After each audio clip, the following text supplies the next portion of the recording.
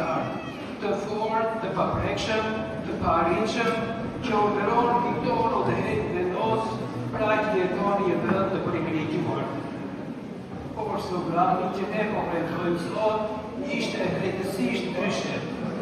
Brenda zemrës së tij mbretëronte dikush tjetër që ja kishte pushtuar zemrën me dashurinë e tij vetë sakrifikuese.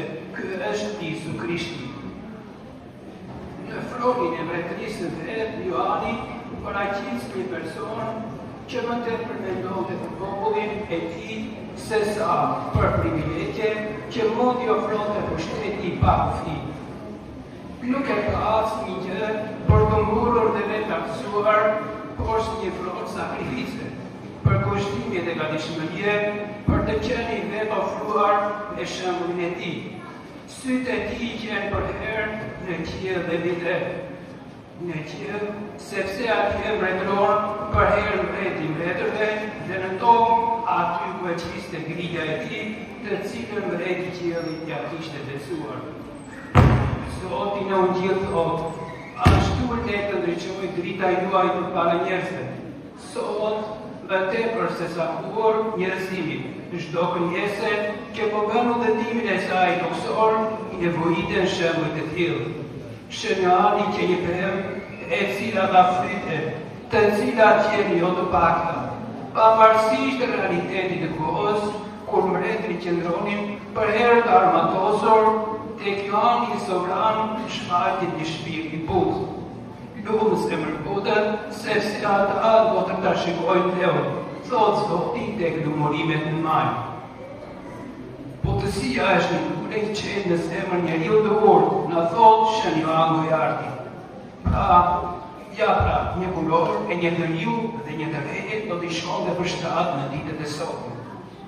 Një tjetër buri që muar, mbi kulorën e atij mbretëror, qenë përvërsia, pa të cilën asnjë sovran nuk do të mund të qeveriste siç duhet. Përvërsia është veshja e mirë, sepse vetë Isu Krishti u vesh me të kur bë njeri. Sa i dashur bëhet ai që udhëhej, kur personaliteti i tij prezanton progresi dhe njëson vetën e tij deri edhe më të vjetër, edhe më të parëndësishmit e mbretërisë së tij. Por ajo që ja solli gjithë këtë ndryshim, këtij sovrani të ri, nuk ishte thjesht ajo që trashëgoi nga pritri dhe origjina e tij, por gjithë këtë transformim regjisor, ja solli hiri i Perëndisë, dashuria që kishte për Isu Krishtin, të cilin ai e paraqefoi pa kushte, dorëzoi plotësisht vetën e tij në duart e mbretit të qiellit. Në krahërorin e mbretit të ri nuk qëndronte thjesht plazmorja e medalj, për ta mbrojtur nga betejë, por ai e pati veshur krahërorin e tij me dashurinë për thirrësinë. Pushteti që kishte në dorë mund ja lejonte të tëra. Asnjë nuk mund t'i privojë, por duke qartë se fjalët e apostullit Pavlit, të gjitha me lejohen, por jo të gjitha ndërtojnë, patën armatosur njërë sovrani njeri me virtyt. Njeriu i tjerë ruan jo vetëm trupin, por edhe mendjen edhe zemrën. Në krah të mbretit të ri shfaqet vajza e carit Samuel Kozara. Por që me kuptimin e të dyve vendosën të kalojnë jetën e tyre tërësisht të pacënuar, plotësisht të përkushtuar në mbret të qiellit dhe shërbimin ndaj popullit.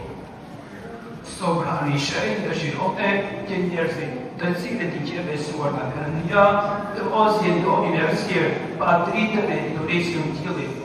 Të ruaj predikues në çdo cep të mbretërimit të tij, shfaqet e errësin dashës, njeri që donte diturin, duke kuptuar që fjalët e jetës të mos i ndronin thjesht të shkruara, por të predikuara dhe të mësuara nga njerëzit.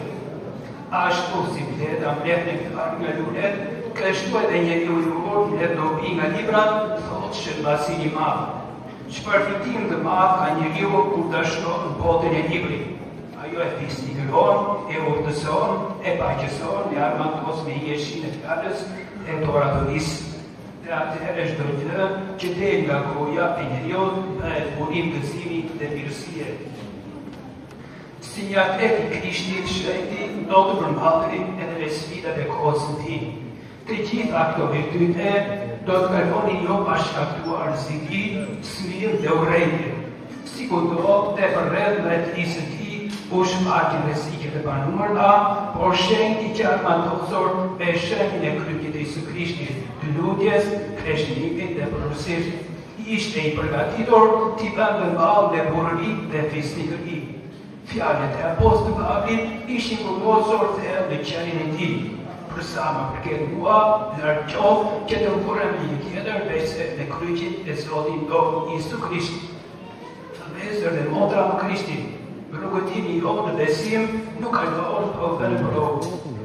Çdo ditë jetës sonë do të dalin pegesa, vështirësi, të papritura të hidhura, braktisje, përbutje, ndesime, varfëri, vështirësi ekonomike, pasiguri për të ardhmen, sëmundje, mërzitje, logje, ankesa, stres, konfuzion, të gjitha stuhit dhe dallët e jetës toksore. Zoti në ungjell thotë, pa mua nuk mund të bëni asgjë. Në një tjetër vend në ungjell thuhet, janë të kohën ju të gjithë të lodhur dhe të munduar. Pra, limani ku gjejmë, prejet e kushëllim, e ka ku mund ja fillojmë sërish të përdërit është pikërisht kisha e Jezu Krishtit. Këto fjalë plot hir dhe shpresëse të Zotit mbrojnë zemrat tona dhe na japin shpresë dhe kurajo të gjithë ne. Mos keni frikë, thotë Zoti në ungjell. Kështu pra edhe shpirti, edhe shenjti sovran, Joan Vladimir, dhe kryqin e Trojë, që kundërshtarët e tij asohen si garanci, shkruajnë drejt martirësimit, si një abeli pa ju dridhur qerpiku. I gatshëm për të dhënë si krik. Përsëri për popullin e tij. Pasi pranoi një martirësim, si një paralendës tjetër, me kokën në duart e tij erdhi në këtë vend e shenjtëroi. Duke na lënë një shembull jetese të hishme dhe dinjitoze për të jetuar. Përpara një psalmit të tij, sot qëndroi me përgjegjësi dhe dashuri, duke kërkuar që ai të na ndihmojë për të gjithë ne përpara mbretërit të qiellit, të na ndrojë hir dhe shërbime dhe me të gjitha bekimet e tij, të mbushë zemrat e të gjithë me paqe dhe duke na dhënë një model që edhe një soldat dhe pushtetar, kur ka në zemër Krishtin, mund të bëhet shenjtor. Amin.